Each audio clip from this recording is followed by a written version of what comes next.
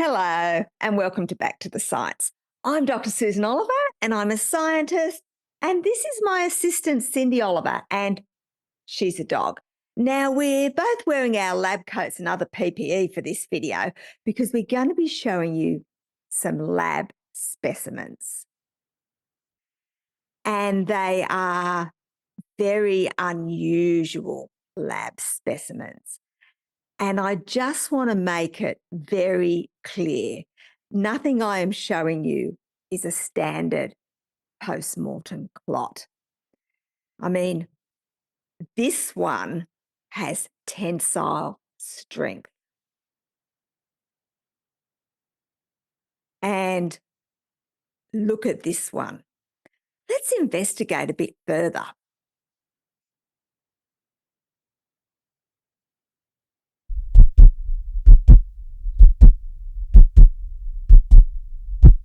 Did you hear that? It's almost like it's alive.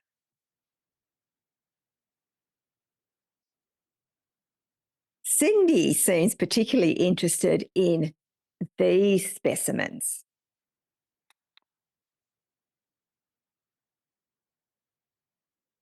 Tell me what you think, Cindy. What do you think? Oh no! Cindy is trying to destroy the evidence. Don't tell me she is part of the conspiracy to keep these things secret. Oh. And let me just reiterate again, nothing that I have shown you is a normal post-mortem clot.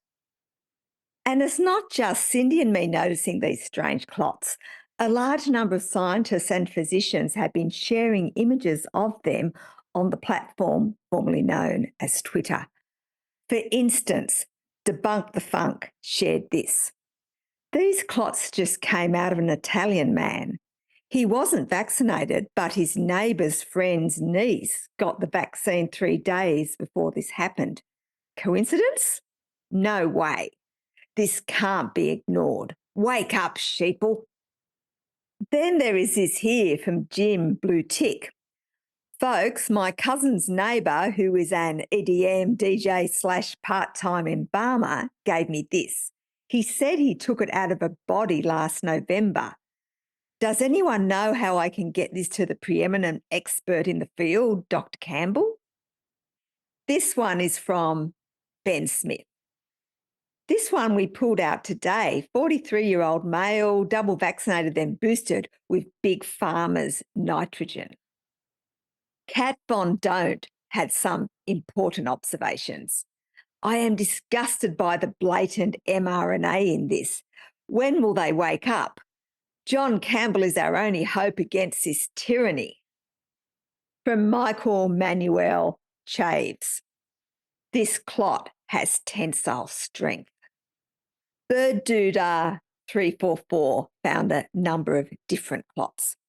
These clots were removed from various places. These are not normal. Why is MSM not talking about this? Peds Heme Doc found something that needs to be investigated. This growth was removed from a fully boosted female. Why isn't the mainstream media talking about this? And I shared an image that I took in 2022. This photo was taken after the vaccine rollout. These are not normal post-mortem clots. And I've just shown you a small selection of the images shared. There are hundreds more, and mainstream media is ignoring it. Okay, in case you haven't worked it out, we're all having a laugh. None of the things that have been shown are clots, well, except for the people who are clots. But what you may be surprised to know is the person who started all this by showing a picture of something that wasn't a clot and claiming that it was none other than John Campbell. He shared this image here and said the following. The white clots have tensile strength. But as a number of people pointed out, the image was clearly a blood vessel and not a clot. Specifically, it's a vein. In fact, so many people realised that it was a vein and not a clot that it earned itself a community note. This is a photo of a blood vessel, specifically a vein. The key giveaway is the homogeneous, shiny appearance of the outer layer, aka the tunica externa. Here's a stock photo of a vein graft harvested probably from the leg for use in an imminent heart bypass procedure. But Campbell didn't just show the picture of the vein with tensile strength. He also showed some genuine pictures of clots. But even then, he got it wrong. Here's his post. This is from the carotid artery after death, thanks to Richard Hirschman.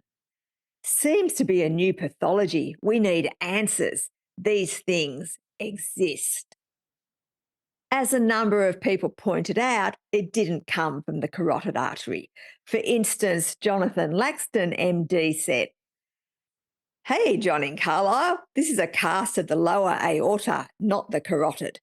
It's too big for the carotid. You can see the common iliac arteries and medium sacral artery branching off of it. It's called an agonal thrombosis. It existed before the COVID vaccines." And the veg doc said, "John assumes we are all as gullible and foolish as the people who make him rich.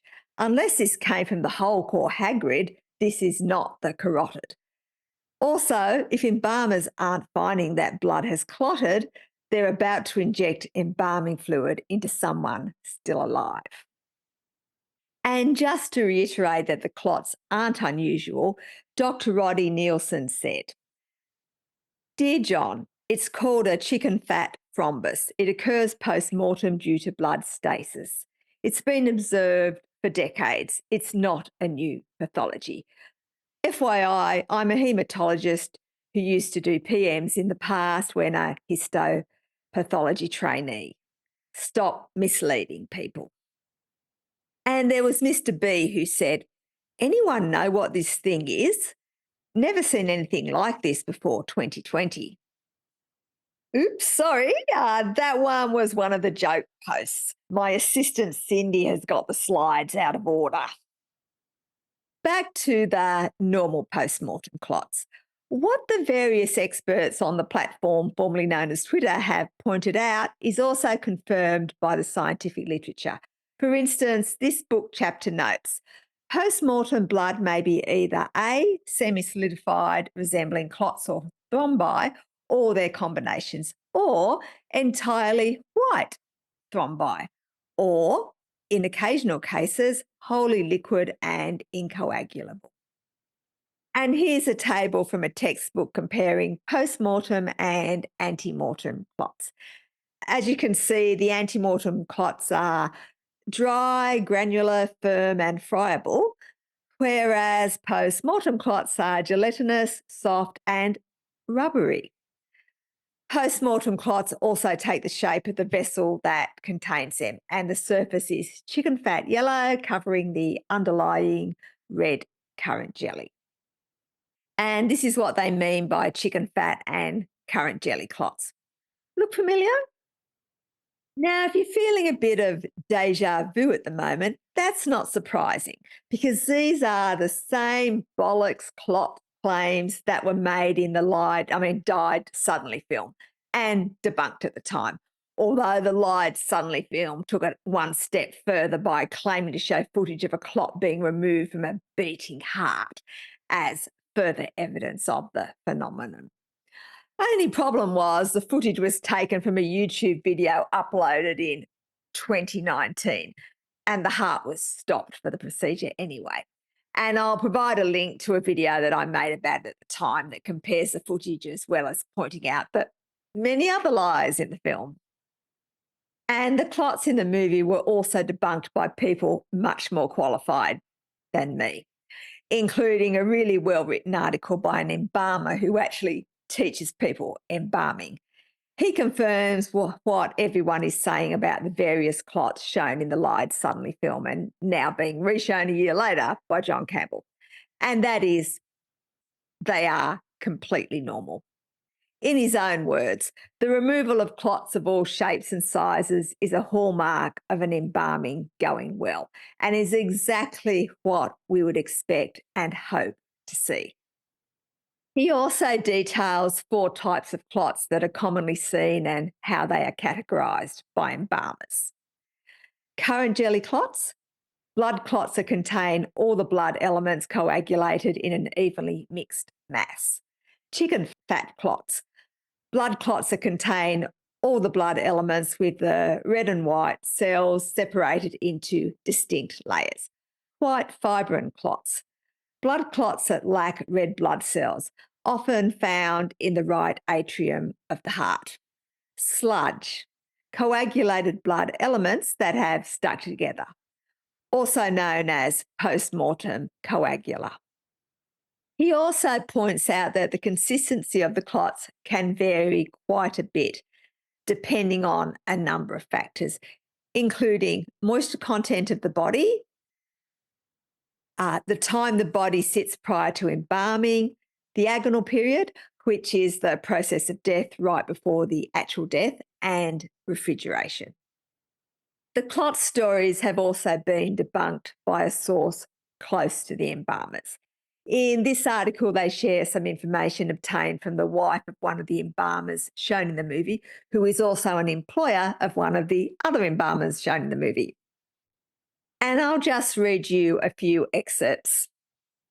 Over the last year or so, Hirschman brought in people he worked with as a contract embalmer in Alabama. He knew 3 of the morticians who appeared in the video. He said, one of them is Chad Wishnant, whose name is spelled incorrectly in the video. Wishnant runs a funeral home in Alabama with his wife, Brooke. He didn't return our call for comment, but Brooke Wishnant told us in a phone interview that the clots shown in the video aren't out of the ordinary and that she doesn't share her husband's view of vaccination, which has changed over the last several years. I'm now an anti-vaxxer, Chad Wishnant said in the video. I wasn't before. It's been a slow process ever since Trump took office, Brooke Wishnant said of her husband's shift in beliefs after former President Donald Trump took office in 2017. It's been a very weird abyss of misinformation on the internet, she said. Brooke Wishnant also said that Hirschman had performed embalming services at their funeral home and pointed out that they don't know who's been vaccinated and who hasn't amongst the deceased. And of course, Hirschman is one of the people who has featured in Campbell's Clotfest of videos, claiming that he's seeing clots that have never been seen before.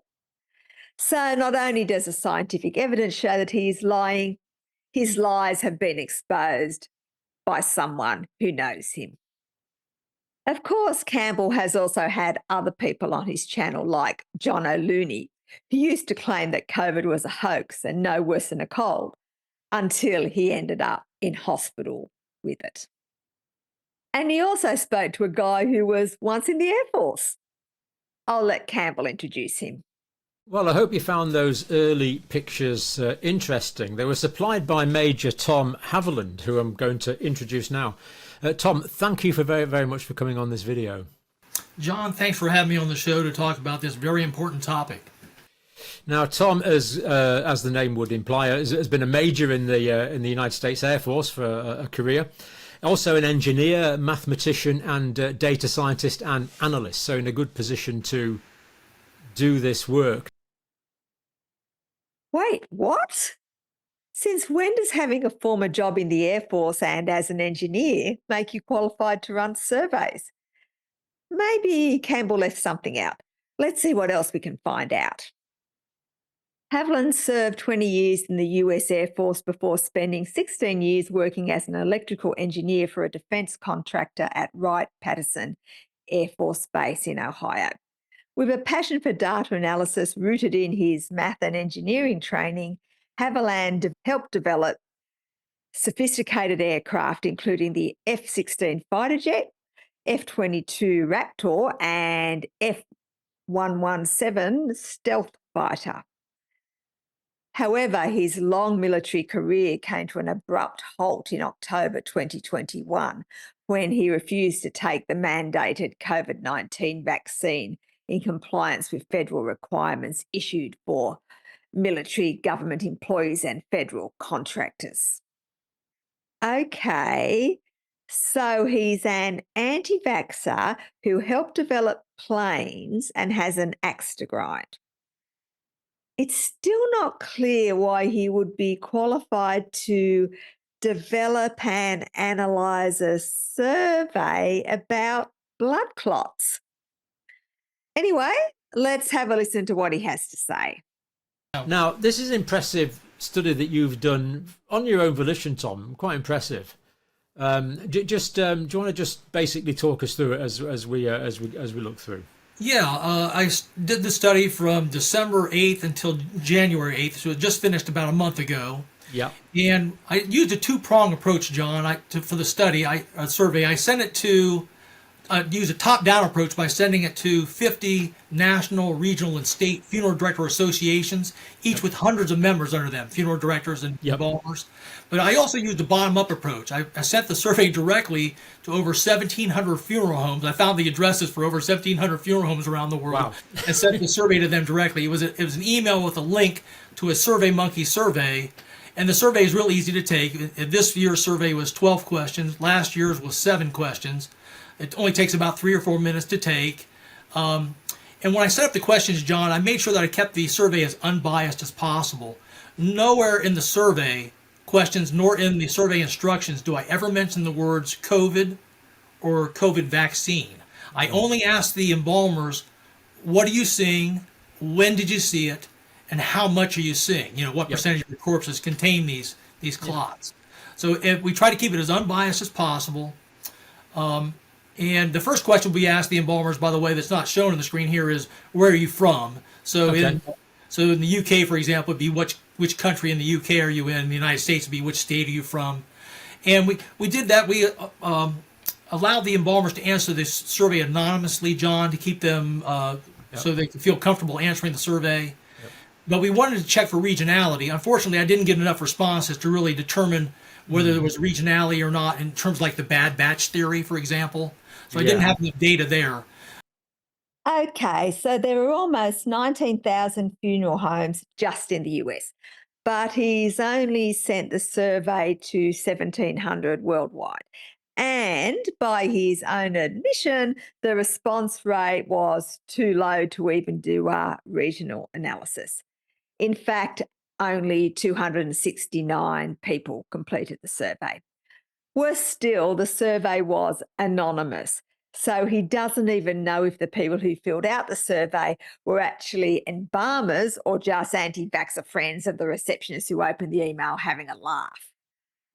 So basically, he has some results from a small number of people who may or may not actually be embalmers. And he thinks he kept it unbiased by not mentioning the words COVID and vaccine. Because, no one knows that anti-vaxxers think that there were no such things as clots prior to the vaccine. Anyway, let's have a listen to the so-called results. We asked them again this year. Did you observe the white fibrous clots again this year in 2023? We wanted to see how that compared to 2022. As you can see there, John, 197 out of the 269 embalmers that responded to the survey are indeed seeing the white fibrous clots still in the end of year 2023. So that's not a good sign. So then the next natural question we asked him, John, after that is, well, then what percentage of your corpses are you seeing these white fibrous clots? And as I said earlier, it's down a little bit from our survey last year in 2022, and that's a good thing. We're down from 30% to 20%, and that includes, by the way, if you average all the bars together, including the green bar with the 63 embalmers that said none, if you include that as well, you get about an average of 20% of the corpses that the embalmer saw these white fibrous clots in. But it's just incredible. This is looking like this could be the cause of 1 in 5 deaths. Well, look over there on the left. You can see 48 of the embalmers saw them between 21 to 40% of their corpses. Another 29 embalmers saw these white fibrous clots between 41 to 60% of their corpses. 11 embalmers saw between 61 to 80% of their corpses. And then we have 6 embalmers that said they saw between 81 to 100% of their corpses. So it's telling me, John, this is not a rare phenomenon. These things are prevalent. So it's quite, and as we said earlier, they never saw these clots prior to 2020. Yeah, incredible. Shocking. Where do I start? Right. First of all, this question was accompanied by an image, which, according to another story about the survey, was this image here. As I've covered previously, this is one of the standard clots that are seen post-mortem. So it's hardly surprising that most embalmers would have seen them. Amusingly, although 72 embalmers said they didn't observe the clots in question 4, only 63 said they were seen in no corpses in question 5. So 9 of the respondents can't remember their answer from one question to the next, but we are supposed to believe they can accurately remember the percentage of corpses where they saw the clots throughout the year. Okay, let's not worry about the discrepancy. We know that a proportion of embalmers or people claiming to be embalmers saw well-known post-mortem clots that are easily identifiable by other embalmers and physicians in a proportion of corpses. Bit of a so what so far. Major Tom then decides to do an invalid calculation to come up with an average. You can't do an average calculation when you only have ranges for the percentages. So the comparison to 2022 is just total bollocks. But the biggest bollocks on this page and in the interview with Campbell is that they were seen in 0% of corpses prior to COVID and COVID vaccines. During the interview with Campbell, Major Tom covers all the questions in his hokey survey, and none of them ask whether the clots were seen prior to 2020. Now, he did also do a survey in 2023, which I managed to find a video about on Rumble, and this survey conclusively shows that he is lying, because there are respondents to this survey who said they saw the clots in 2018 and 2019. Now, if you look at the bar chart, it does suggest that the number of people seeing clots has increased each year. But that could just be down to incompetent survey design, because he did not ask when they started embalming or what years they were embalming. You can't see post-mortem clots if you aren't embalming anyone. And there is, of course, also the recency effect, which is a cognitive bias where more recent events are remembered more clearly than events in the past. And as with his current dodgy survey, this survey was also anonymous. So we have no idea whether the respondents were genuine or not. And it was only filled out by 128 people anyway. And even if this small number of people were embalmers, how do we know that they're not just lying, as has been proven for the embalmers that provided Campbell's clot images? So why is Campbell making a total fool of himself by sharing obviously wrong information? Well, Dr. Jane Ruby has a suggestion.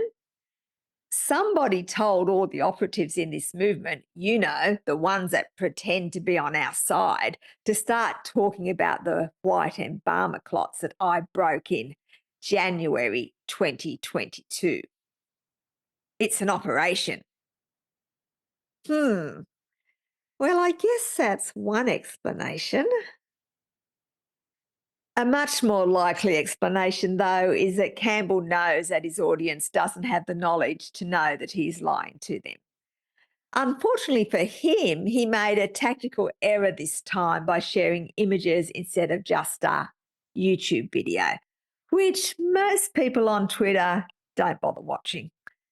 This highlighted his bollocks to a much larger audience, and it was an audience that immediately knew he was talking bollocks. And that's why he's now a laughingstock. If you'd like to look further into the data I presented, I provided links in the video's description. And please remember, this video is about the science, but you shouldn't take it as medical advice. For that, you should speak to your medical practitioner. If you've got this far, thank you for listening. And if you've liked, shared, or commented on the video, double thank you, because that helps the algorithm and means that more people will see the video. And of course, thank you to everyone who has bought me a coffee or little Cindy a treat. And why don't I give her another one of these little treats that came out of the specimen jar? Hey, Cindy, want a treat? There we go. We really appreciate your support. We will be continuing to make videos about the science in the future. So if you'd like to join the cool kids and stay informed, please hit the subscribe button. Thank you.